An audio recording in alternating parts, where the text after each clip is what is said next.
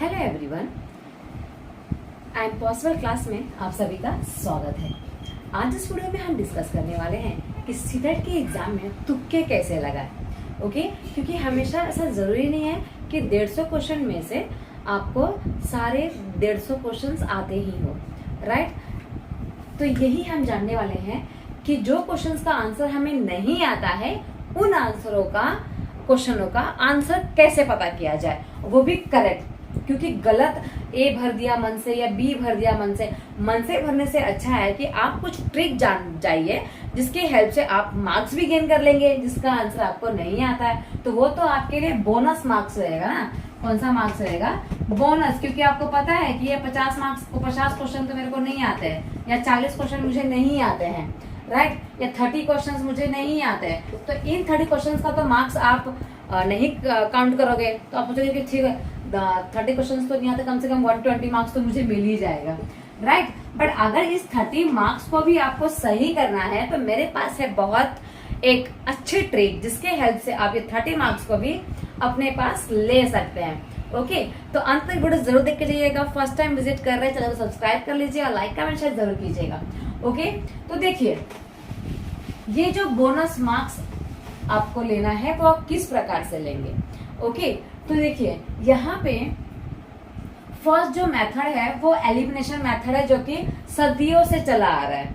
Okay, elimination method, इसमें क्या होता है कि फॉर एग्जांपल क्वेश्चन 1 दिया हुआ है, ठीक है, और इसमें A, B, C, D options दिए हुए हैं। तो आप क्वेश्चन के हिसाब से ऑप्शन पढ़िए कि आपको कौन सा ऑप्शन गलत लग रहा है। अब ये गलत वाला आंसर कैसे आएगा समझ में? जब उसमें लिखा रहेगा ओनली, ठीक है, ओनली लिखा रहेगा।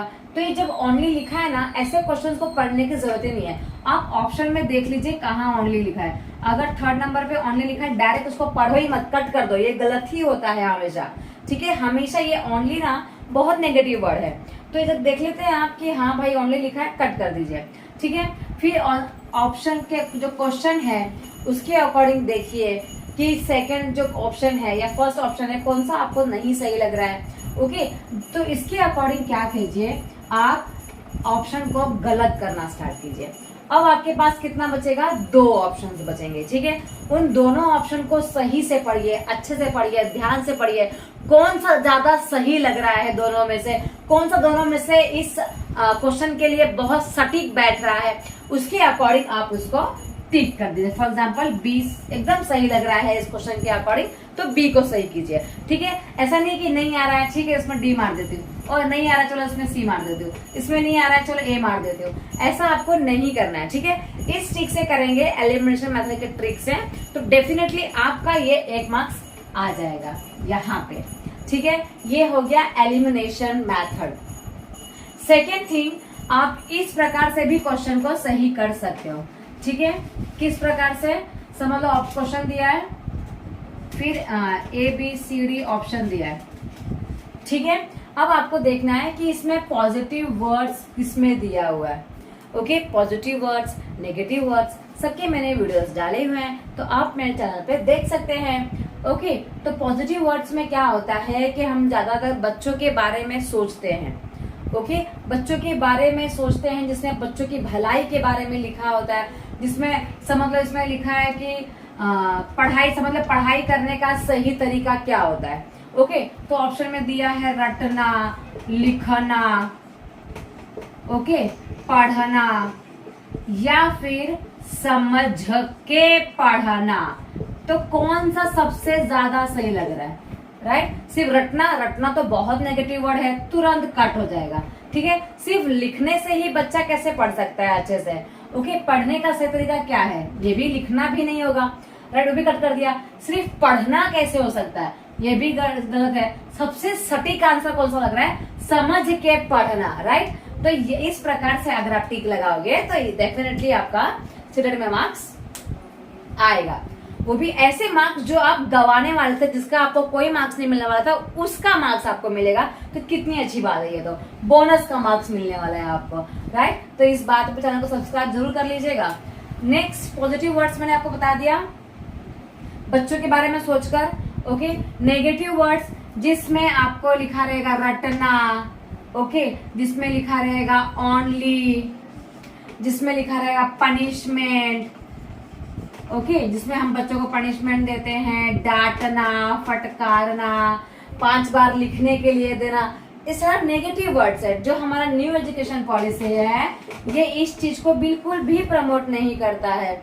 ओके, और जो हमारा ओके सिर्फ जो न्यू एजुकेशन पॉलिसी है वो हमें बिल्कुल भी सपोर्ट नहीं करता इस सारी चीजें करने के लिए। तो ये सारे हमारे नेगेटिव वर्ड्स है। जैसे आपको दिख जाए पनिशमेंट, डांटना, ओनली, तो ये तुरंत ही आप क्या करेंगे, कट कर देंगे। ओके, नेक्स्ट जो हमारा एक और तरीका है जिसके वजह से आप मार्क्स गेन कर सकते हैं वो है चाइल्ड सेंट्रिक। ठीक है, चाइल्ड सेंट्रिक मतलब फॉर एग्जाम्पल क्वेश्चन दिया है टीचर को क्लास में पढ़ाना चाहिए। ओके, टीचर को क्लास में किस प्रकार से पढ़ाना चाहिए, टीचर को क्लास में किस प्रकार से पढ़ाना चाहिए। ठीक है, ऑप्शन दिया है सिर्फ टीचर को ही बोलना चाहिए, सिर्फ टीचर को ही पार्टिसिपेट करना चाहिए, ओनली चिल्ड्रन को पार्टिसिपेट करना चाहिए।